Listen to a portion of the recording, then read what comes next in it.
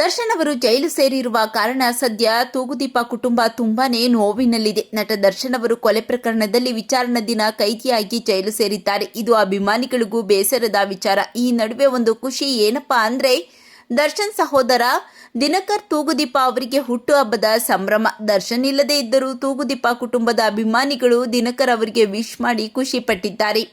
ದರ್ಶನ್ ಅವರ ಸಹೋದರ ನಿರ್ದೇಶಕ ದಿನಕರ್ ತೂಗುದೀಪ ಅವರಿಗೆ ಹುಟ್ಟುಹಬ್ಬದ ಸಲುವಾಗಿ ಇಡೀ ತೂಗುದೀಪ ಕುಟುಂಬ ಒಟ್ಟಿಗೆ ಸೇರಿ ದಿನಕರ್ ಹುಟ್ಟುಹಬ್ಬವನ್ನು ಸಂಭ್ರಮದಿಂದ ಆಚರಿಸಿದ್ದಾರೆ.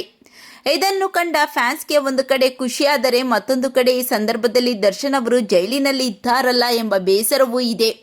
ದರ್ಶನ್ ಸಹೋದರ ದಿನಕರ್ ಅವರ ಹುಟ್ಟುಹಬ್ಬವನ್ನು ಕುಟುಂಬದ ಸದಸ್ಯರು ಒಟ್ಟಿಗೆ ಸೇರಿ ಆಚರಿಸಿದ್ದಾರೆ.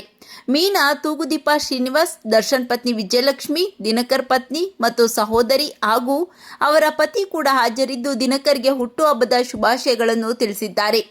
ದಿನಕರ್ ಅವರು ಸಹೋದರ ದರ್ಶನ್ ಇಲ್ಲದೆ ಇದ್ದರೂ ಖುಷಿಯಿಂದ ತಮ್ಮ ಕುಟುಂಬದ ಜೊತೆ ಹುಟ್ಟುಹಬ್ಬವನ್ನು ಆಚರಿಸಿಕೊಂಡಿದ್ದಾರೆ.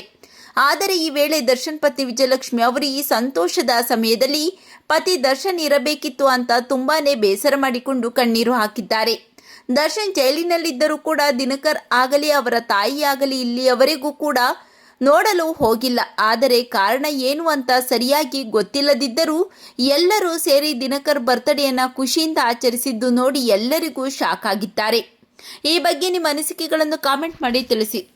ನಿಮ್ಮ ಜೀವನದ ಸಮಸ್ಯೆಗಳಾದ ಪ್ರೇಮ ವಿಚಾರ, ದಾಂಪತ್ಯ ಸಮಸ್ಯೆ, ಸಾಲಬಾಧೆ, ವಶೀಕರಣ ಇನ್ನಿತರ ಗುಪ್ತ ಸಮಸ್ಯೆಗಳಿಗೆ ಶೀಘ್ರ ಮತ್ತು ಶಾಶ್ವತವಾದ ಪರಿಹಾರ ಮಾಡಿಕೊಡುತ್ತಾರೆ. ಈ ಸ್ಕ್ರೀನ್ ಮೇಲೆ ಬರುವ ಮಹಾಗುರುಗಳ ಸಂಖ್ಯೆಗೆ ಕರೆ ಮಾಡಿ ನಿಮ್ಮ ಸಮಸ್ಯೆಗಳನ್ನು ಪರಿಹರಿಸಿಕೊಳ್ಳಿ.